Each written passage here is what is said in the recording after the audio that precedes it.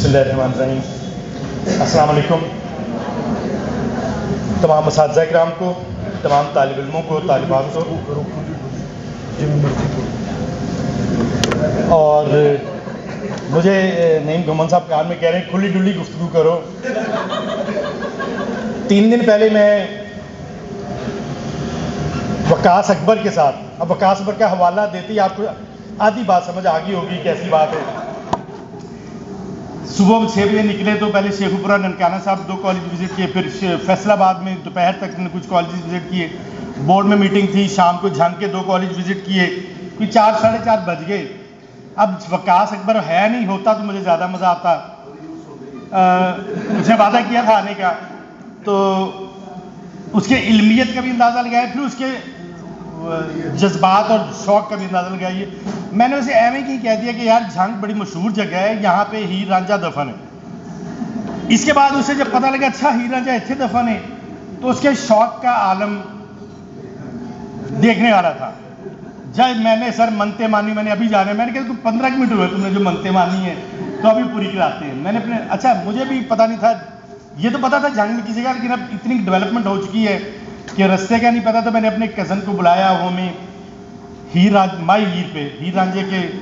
مرکز اقدس پہ لے گئے۔ وہاں وقاص صاحب نے اپنی، میں ان کی کھل ڈل کے باتیں کریں پھر میں اپنی بات کی طرف آؤں گا،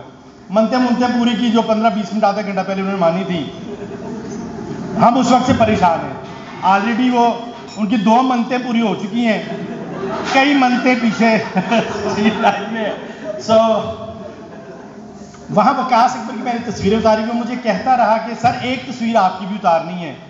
تو میں نے ایک بھی تصویر نہیں اتروائی، اس لیے کہ وہ فوراً نعیم گھمن تک جانی تھی اور اس نے فوراً سوشل میڈیا پہ چلا دینی تھی اور DPI پیج پہ لگی ہونی تھی۔ تو مجبوری ہے گفتگو کی اور اس طرح کی چیزوں کا احتیاط کرنا پڑ جاتا ہے کہ ہماری تصویریں یا ہماری بات اب کہیں اور بھی کوڈ کی جاتی ہے، مینشن کی جاتی ہے، دکھا دی جاتی ہے، تو اس کو ہم بے شک اچھے پیرائے میں ہی وہ کام کر رہے ہوں، اس کو بعض دوست احباب کی شکل میں ہوتے ہیں وہ اور اپنے انداز میں اسے آگے پورٹرے کرنے کی کوشش کریں۔ سو کھلی ڈلی باتیں کرنے کا بہت دل ہے، لیکن میں اپنے اس ادب احترام کے پیرائے میں رہوں گا جو آج کی اس محفل کا تقاضا کرتا ہے۔ سو ورفعنا لک ذکرک، آپ کی ذات پاک کے ذکر اقدس کو اللہ نے رفعت عطا کر دی، تو جن کے ذکر کو اللہ یا جن کے وجود کو اللہ خیر البشر کہہ دے اور اتنا اوپر لے جائے کہ یہ کائنات لولاک لما خلقتہ الافلاق، یہ کائنات کی تخلیق ہی ان کی وجہ سے اللہ قرار دے دے اور قرآن پاک کو آپ کا قصیدہ قرار دے دیا جائے، تو ان کی ذات اقدس پہ گفتگو کرتے ہوئے وہ تنم لرزیدہ کہ پورا جسم لرزیدہ ہوتا ہے۔ میں اپنے علماء کرام سے معذرت کے ساتھ، ہمارے ہاں جب ہم سعودی عرب جاتے ہیں تو 2 شہر ضرور جاتے ہیں، ایک مکہ میں اپنے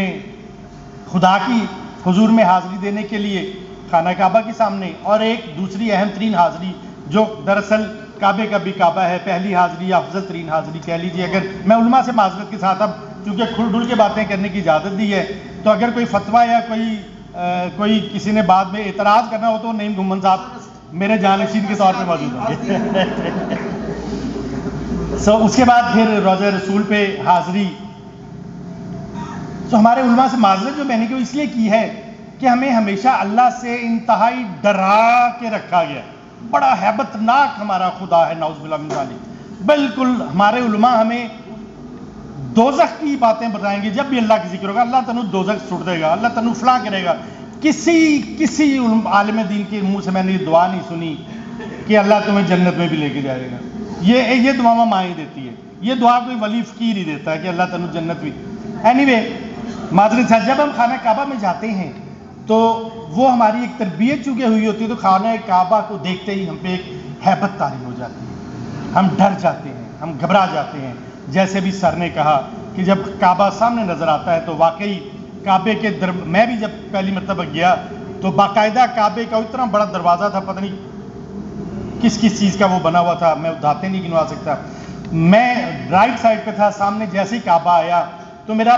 میں بالکل برابر قدم نہیں تھے، جو قدم آگے تھا میرا سارا وزن میرے پچھلے قدم پہ تھا، اور میں خانہ کعبہ کے دروازے کے ساتھ گر گیا ایک طرح سے، اس کے بعد ٹیک لگانا پڑ گئی مجھے، اس قدر اللہ کے اس گھر کی پہلی زیارت کی کیفیت تھی۔ بہرحال دوبارہ واپس آتے ہیں، وہاں سے ہم جب آگئے رحمت للعالمین کی بارگاہ میں، تو وہ ہیبت، وہ خوف، وہ ڈر،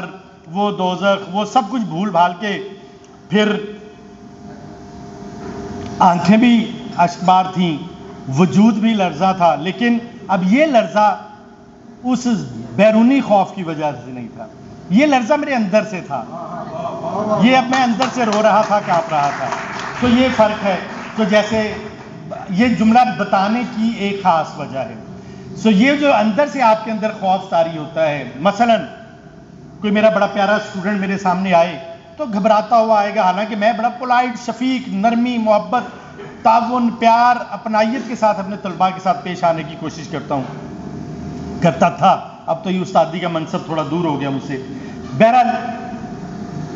یہی وہ ہمارے سب کے استاد تھے، ہمارے سب کے